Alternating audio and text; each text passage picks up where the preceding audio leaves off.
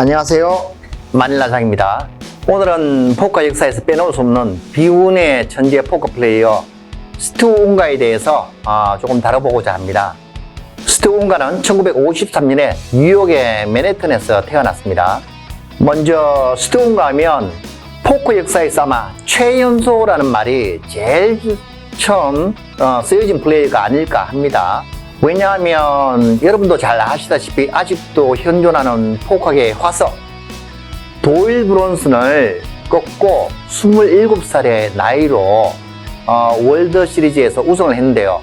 그 당시에 1980년 그 당시에는 보통 갬블러들이 40, 50대가 줄이었기 때문에 27살의 도일 브론슨을 더군다나 도일 브론슨을 꺾고 우승을 했다는 것에서는 당시는 굉장히 큰 센세이션을 일으킨 그런 플레이였죠. 그렇게 27살에 포커 챔피언에 올라서 그의 화려한 등장만큼이나 드라마틱한 삶을 살다가 아주 좀 비극적으로 죽음을 맞게 된 그런 천재 플레이어로서 지금도 많은 사람들이 기억하고 있습니다. 한국에서는 아마 잘 모를 것 같지만 외국의 어떤 나라를 가더라도 스튜 운가 하면 100%의 사람들이 다 알고 있다고 해도 과언이 아닐 정도로 아직도 여전히 전설적인 플레이어로 회자가 되고 있는데요. 어릴 때부터 운가는 숫자에 관한 아주 천재적인 재능이 있을 정도로 10살 때부터 지넨 러미 게임이라고 있어요. 지넨 러미 게임에 통달을 해서 뉴욕주에서 주최하는 수많은 지넨 러미 토너먼트에 나가서 우승을 했으며 그 당시로서는 적수가 없을 만큼 뉴욕주 안의 모든 지넨 러미 토너먼트를 휩쓸고 다녔습니다. 그러다 보니까 지넨 러미 토너먼트에 운가가 출전한다는 사실만으로도 많은 선수들이 출전을 포기하게 됐으며 뉴욕 안에서 더 이상 적수가 없어지게 되자 운가는 베가스로 옮기기로 작정을 하고 베가스로 옮기게 됩니다. 베가스로 옮기면서 그곳에서 1980년도에 월드 시리즈를 처음으로 참가하게 되는데 그 처음 참가하면서도 운가가 텍사스 홀덤을 배운 거는 그날 참가하기 전에 잠시 배우고 출전을 해서 우승을 했다 해서 더욱 유명한 일화가 되었고, 더군다나 해적 상대가 도일 브론슨을 꺾고 우승했다고 해서 그 당시 센세이션을 일으키게 됐죠.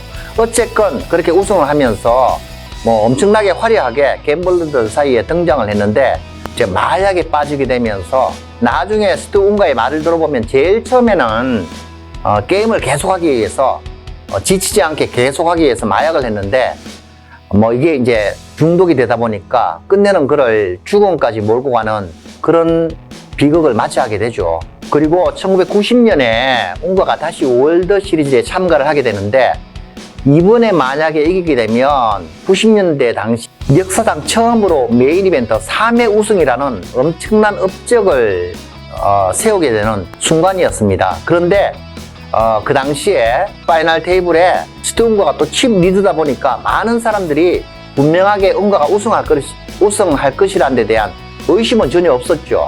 하지만 그날 끝나고 호텔룸으로 돌아간 거는 평생을 그를 괴롭혔던 또 마약에 손을 대고 그날 또 마약을 과다 부경하면서 병원에 실려가게 되고 스튜 운가는 그 다음날 시합에 파이널 테이블에 출전하지도 못하게 됩니다. 그렇게 그 다음날 출전하지 못하게 되고 그의 칩은 그냥 녹으면서 25,000불의 상금과 함께 스튜 운가는 V로 탈락을 하게 되죠.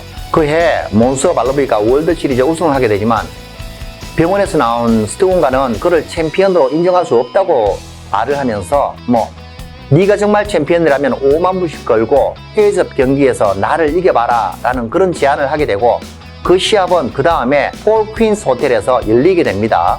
그렇게 시합이 열리게 되고 처음에는 조금씩 앞서가던 말루비가 시간이 지나면서 조금씩 밀리게 되고 그래서 운가가 6만 칩 그리고 말루비가 4만 칩 정도 될 때 운가는 10-9 옵수 그리고 말루비가 4-5 옵수시 들어오게 됩니다. 그리고 운가가 1600불로 오픈을 하고 말루비가 콜을 한 상태에서 플랍에 337 레인보우가 떨어지고 여기서 운가는 6000불이라는 조금 무거운 C베이스를 하게 됩니다. 자, 여기 컷샷이 있는 말루비는 6천불을 콜을 하게 들어가게 되고 턴에 킹이 떨어지면서 둘 다 책으로 넘어가게 됩니다. 그리고 리그에 퀸이 떨어지는데 턴에 책을 한 운가를 보고 말루비가 얘 핸드가 그렇게 세지 않구나 하고 리그에 자기 칩, 자기 현금이죠. 자기 32,000불을 다 밀어넣으면서 올인을 외치게 됩니다. 여기에 운가는 시간을 조금 더 지체하지 않고 딱 그 자리에서 말루비에게 하는 말이 너 지금 4, 5 아니면 5, 6 떨고 있을 거야 하고 콜을 하게 되죠. 그 당시에 10 하이로 운가가 10, 9을 들고 있었으니까 10 하이로 말루비의 핸들을 정확하게 읽고 콜을 한 그 액션에 그때 지켜보던 엄청나게 많은 사람이 경악을 하고 그 콜은 지금까지도 포크 역사상 최고의 콜로 선정되고 있죠. 하지만 도박과 마약에서 평생 벗어나지 못하는 스티브 운가는 빛에 허덕이면서도 1997년에 또다시 월드 시리즈에 나와서 우승을 하게 됩니다.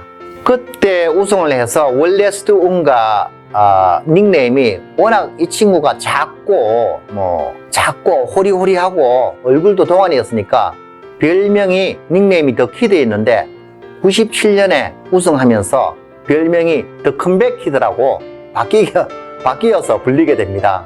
하지만 그때 받은 상금 100만 불은 빚쟁이들한테 이리저리 다 이렇게 빚 갚는 데 쓰이고 남은 돈 얼마 남지 않은 남은 돈을 또 경마에 그날 바로 탕진을 하게 되면서 모든 돈은 다 소진하게 되고 그리고 얼마 후에 라스베가스에 하룻밤에 2만 원도 안 하는 조그만 모텔에서 마약 과다 복용으로 죽음을 맞게 됩니다.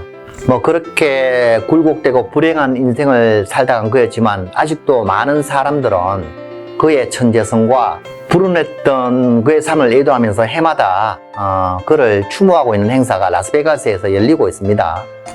거의 일대기를 다룬 영화로는 하이롤러라는 영화가 있는데 거기에는 스티브 운가의 그 포커 스토리뿐만 아니라 그 가족에 관한 이야기, 그의 딸, 그리고 여러 가지 비하인드 스토리가 참 재미있게 잘 버무려져 있어 여러분도 시간 나실 때 한번 보시면 재밌어 하실 것 같습니다.